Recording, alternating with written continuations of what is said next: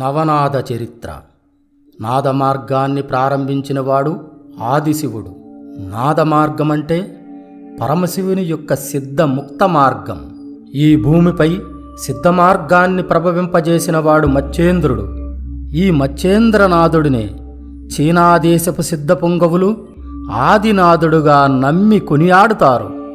మచ్చేంద్రనాథుడు మహాయోగి శివునకు మానసపుత్రుడుగా ఉండెను. అతడు శివుని కొరకు ఘోరమైన తపస్సు చేసి ఆ పరమశివుని వలన ఆత్మజ్ఞాన రహస్యాలు, తాంత్రిక కుండలీన పద్ధతులు, యంత్ర తంత్ర మంత్రములను వరముగా పొంది లోకములో ప్రవేశపెట్టెను.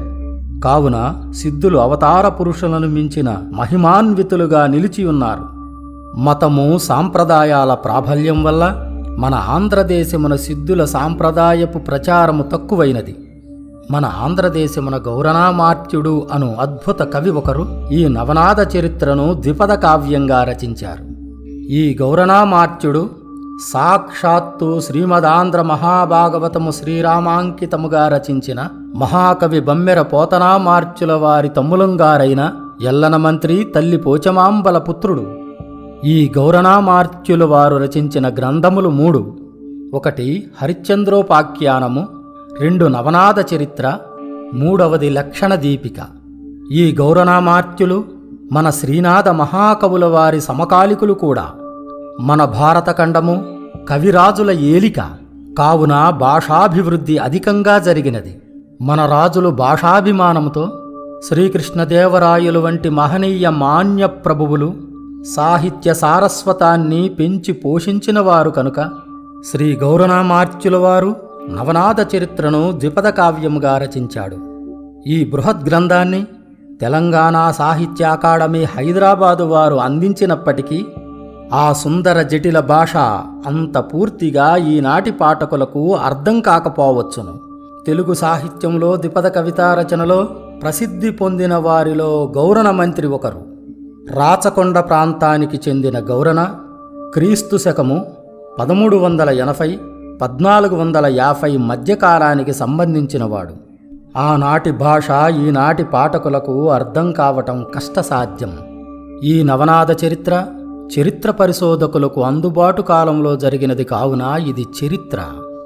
దీనికి మరో కోణమున్నది.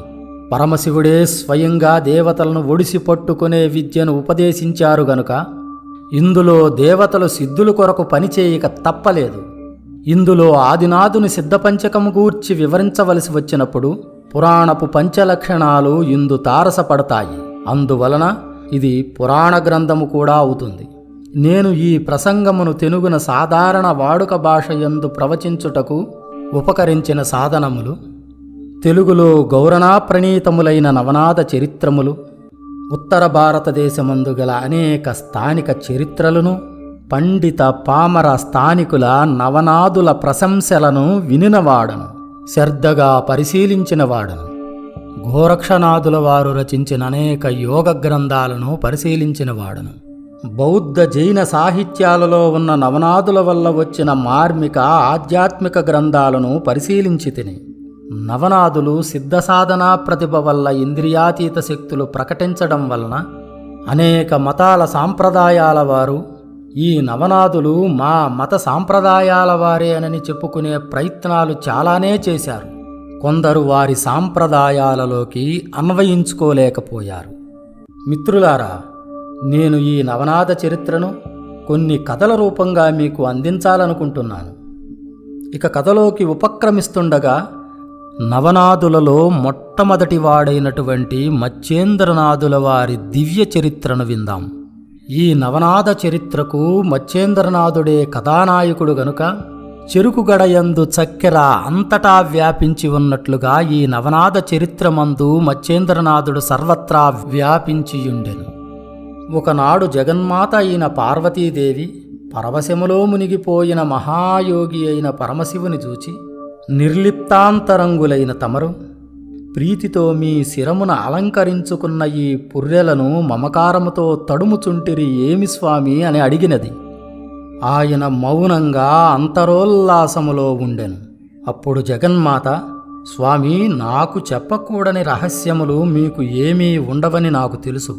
నా యందు ప్రేమతో మీ అంతరోల్లాసమునకు గల కారణము చెప్పండి అని జగన్మాత గారము చేయగా, అప్పుడు భూతనాథుడు, దేవి, ఈ పుర్రెలు అనేక కల్పములందు నా స్వస్వరూపము పొందిన సిద్ధ పురుషులవి.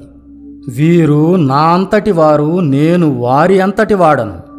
నేను ఎరిగినదంతయు ఈ సిద్ధపురుషులు ఎరిగినవారు, వారెరిగినదంతయు నేనెరిగిన వాడను.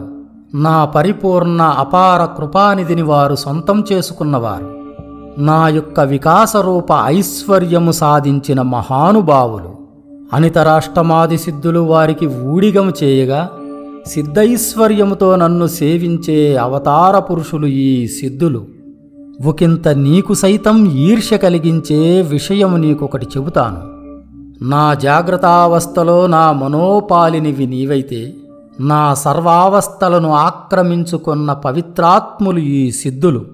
వారి అకుంఠిత సాధనతో నన్ను ఆక్రమించి అద్వైత భావాన్ని పొందుతారు. ఈ సిద్ధులు నా మానసపుత్రులుగా వ్యవహరించెదరు. నేను వారికి సర్వస్వం, నాకు వారే సర్వస్వం.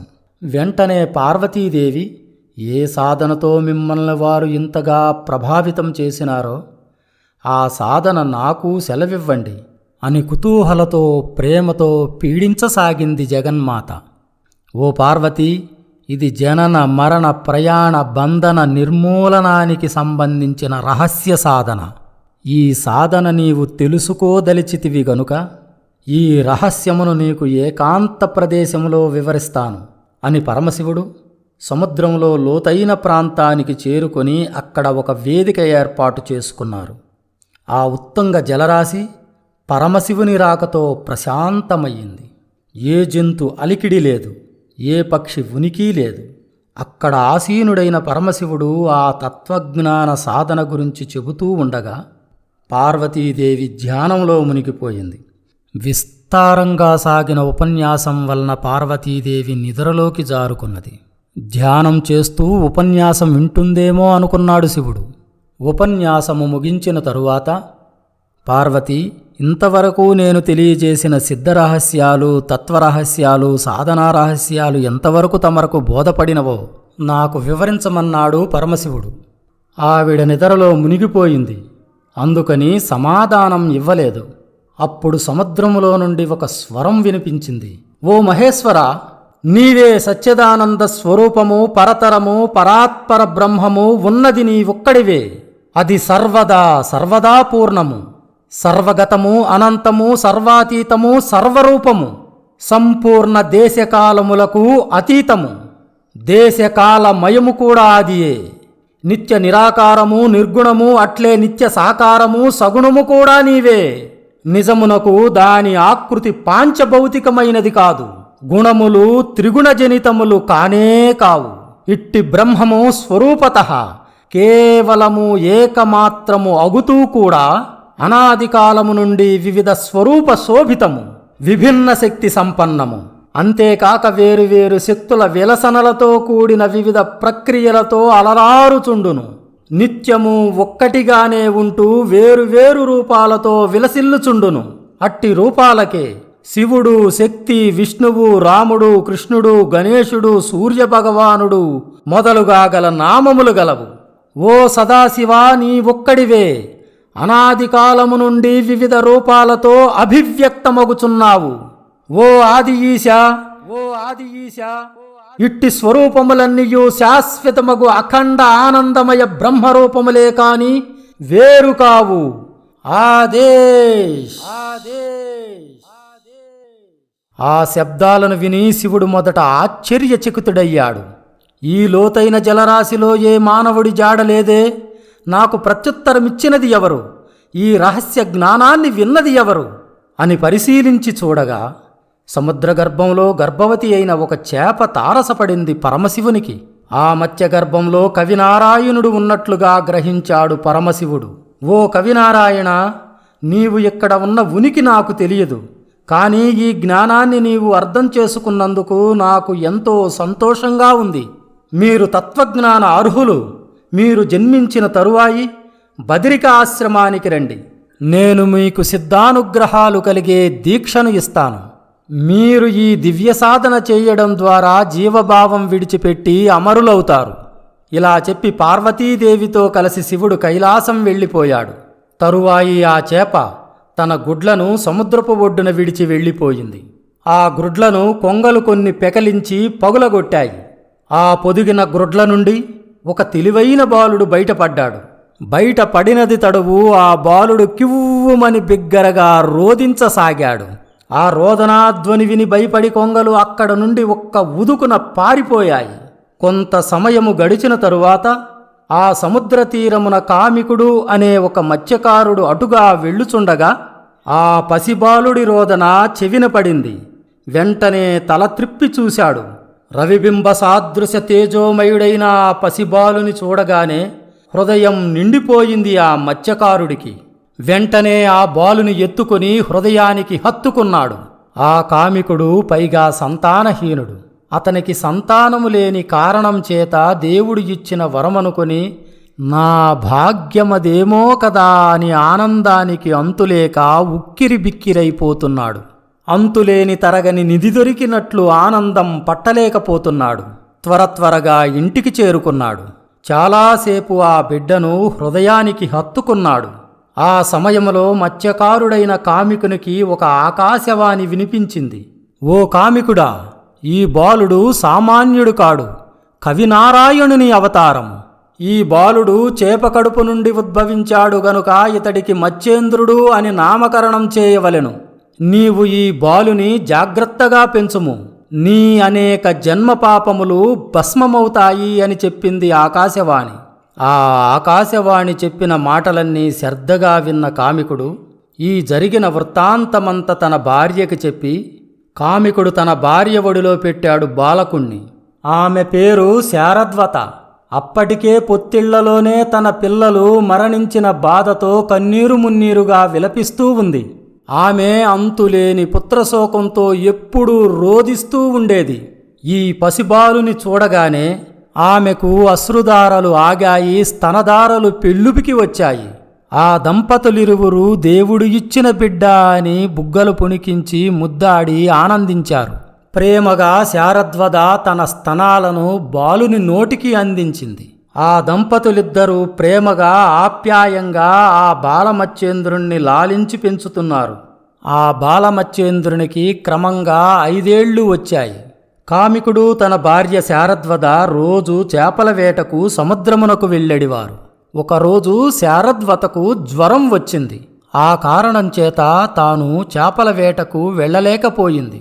కామికుడు ఆమెను ఇంటిలో విశ్రాంతి తీసుకోమని చెప్పి ఆటాపాటల్లో మునిగిపోయిన బాలమత్స్యేంద్రుణ్ణి చేపల వేటకి తీసుకుని వెళ్ళాడు.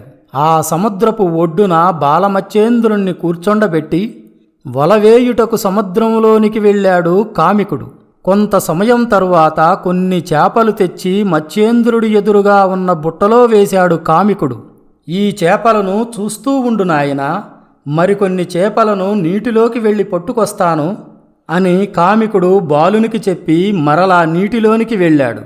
ఈలోపు మత్స్యేంద్రుడికి నీటి నుండి బయటపడ్డ చేపలు విలవిలలాడటం చూసి జాలి కలిగింది. హృదయం విదారకమయ్యింది. భూతదయ కలిగిన బాలమత్స్యేంద్రునికి హృదయం తాళలేకపోయింది. ఆ చేపల మీద దయతో బాలమత్స్యేంద్రుడు వాటిని కొనిపోయి నీటిలో విడిచిపెట్టాడు. కామికుడు మరికొన్ని చేపలను పట్టుకొని వచ్చాడు. అతడికి ఇతక్రితం పట్టి బుట్టలో వేసిన చేపలు కనిపించలేదు. కుమారా, ఇతక్రితం నేను తెచ్చి బుట్టలో వేసిన చేపలు ఏవి నాయనా అని అడిగాడు మత్స్యేంద్రుణ్ణి. మత్స్యేంద్రుడు నిర్భయంగా చెప్పాడు తండ్రికి, తండ్రి, నీవు వాటిని బాధ పెట్టావు, నేను వాటిని విడిచిపెట్టాను. కుమారా, నీ దయవలన ఆ చేపలను నీటిలో వదిలివేశావు. ఈ చేపల వేట వలననే మనము బ్రతుకుతున్నాము. వాటిని పట్టుకోకపోతే మనం ఎలా బ్రతుకుతాము నాయనా? కుమారా, ఇక మీదట తెచ్చిన చేపలను సముద్రంలో వేయకు నాయనా అని చెప్పి మరలా సముద్రంలోనికి వెళ్ళాడు కామికుడు. బాలమత్స్యేంద్రునికి అవగతమయ్యింది, నా తండ్రి జీవిక కోసం ఈ చేపలను పట్టడం మానడు. ఈ చేపల దయనీయ స్థితిని నేను చూడలేను. చూస్తూ ఉంటే ఈ చేపల హింస కామికునికి అలవాటై సహజమైపోయింది. ఈ చేపల పట్ల జీవకారుణ్యాన్ని కోల్పోయి వ్యాపార బుద్ధి, ధనాభివృద్ధి అనే సామాన్య ద్వారణలో చిరుస్తున్న నా తండ్రి ఈ చేపల వేట మానడు. కనుక ఇక్కడ నుండి వెళ్ళిపోవాలి అనుకున్నాడు.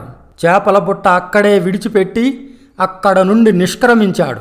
కామికుడు చేపలు పట్టే పనిలో తలమునకలయ్యున్నాడు. మత్స్యేంద్రుని నిష్క్రమణ గురించి అతనికి తెలియదు. కొంత సమయము తరువాత కామికుడు మరికొన్ని చేపలు తీసుకొని బయటికి వచ్చాడు. మత్స్యేంద్రుడు ఎక్కడా కనిపించలేదు. ఆడుకోవడానికి ఎక్కడికో వెళ్ళి ఉండవచ్చు అనుకున్నాడు. తెచ్చిన చేపలను బుట్టలో వెగచి మరలా చేపలు పట్టుటకు నీటిలోకి వెళ్ళాడు. కామికుడు సాయంత్రం వరకు చేపలు పట్టడం కొనసాగించాడు. చేపలు పట్టడం ముగించుకుని మత్స్యేంద్రుని కోసం వెతకసాగాడు. ఆ బాలమత్స్యేంద్రుని జాడ దొరకలేదు. చాలా సమయము వెతికి నిరాశ, వేదన, తప్త హృదయముతో ఇంటికి వచ్చాడు. మత్స్యేంద్రుడు చేపలపై జాలిపడి నీటిలో విడిచిపెట్టిన సంగతి, ఈ జరిగిన వృత్తాంతమంతా భార్య శారద్వతకు చెప్పాడు కామికుడు. అది విన్న తల్లి హృదయం బ్రద్దలయ్యింది. భార్యాభర్తలు ఇద్దరూ దిక్కులదిరేలా ఏడ్చారు. గోలు గోలుమని గుండెలు బాదుకున్నారు. శారద్వత పుత్రవియోగంతో మూర్ఛిల్లింది. కామికుడు దుఃఖసాగరంలో మునిగిపోయాడు. ఆ దంపతుల దుఃఖాన్ని ఎవ్వరూ వారించలేకపోయారు. ఆ పుత్రుడు లేని జీవితం శూన్యంగా గోచరించింది వారికి. బాలమత్స్యేంద్రుడు శివుని కొరకు ఘోరమైన తపస్సును ఆచరించాడు. తరువాతి భాగంలో ఆ తపస్సును గురించి తెలుసుకుందాం. ఆదేశ్.